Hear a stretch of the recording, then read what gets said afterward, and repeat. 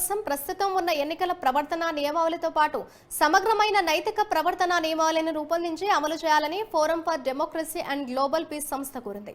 రాష్ట్రపతి, ఉపరాష్ట్రపతి, దేశ ప్రధాని ఎన్నికల సంఘానికి పంపిన లేఖలను సోమాజిగూడ ప్రెస్ క్లబ్ లో మీడియాకు విడుదల చేశారు.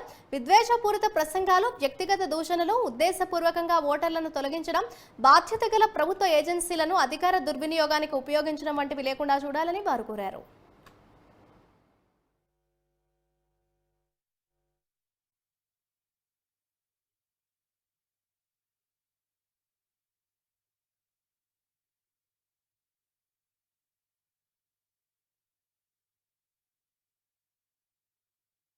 మీకు తెలుసు, మీకు తెలియని విషయాలు ఏం లేవు. ఇక్కడ అంతా మేము కొత్తగా మాట్లాడేది ఏం లేదు. కాకపోతే సరే మా అందరికి కొంచెం మనసు బాధ అయ్యి ఈ సొసైటీని క్రియేట్ చేసినాం. కంక్లూడింగ్ పాయింట్ ఏం లేదు. మేము ప్రెసిడెంట్ ఆఫ్ ఇండియాకు, ప్రైమ్ మినిస్టర్కి ఏం రాసినామంటే ఆల్ పార్టీ మీటింగ్ కండక్ట్ చేసి ఒక కామన్ కోడ్ ఆఫ్ కాండక్ట్ ఎంబడి మారల్ కోడ్ ఆఫ్ కాండక్ట్ కూడా ఇంట్రడ్యూస్ చేయాలని చీఫ్ ఎలక్షన్ కమిషన్కి అదే రాసినాం. ప్రెసిడెంట్ గారిని ఇన్ఫ్లుయెన్స్ చేయమని చెప్పమని రాసినాం.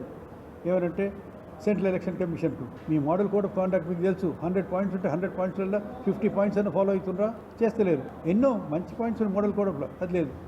In addition to that moral code of conduct అవసరం, నైతిక బాధ్యత, విలువలు సమాజమైన ఆ సమాజం అవసరం. అది కనుక మనం ఫాలో చేయకపోతే ఏం యాక్షన్ తీసుకోవాలన్నది కూడా చాలా క్లియర్గా, క్లుప్తంగా, డీటెయిల్గా రాసి అది మనం రాజకీయ పార్టీలకు, రాజకీయ నాయకులకు, పార్లమెంట్కి కానీ, అసెంబ్లీకి కానీ, వేరే పొజిషన్స్ కానీ పోయే వాళ్ళందరికీ కూడా ఈ మెసేజ్ ఇస్తే కనీసం there be some kind of a discipline. మొన్న ఎన్నికలలో ఏమైంది మీకు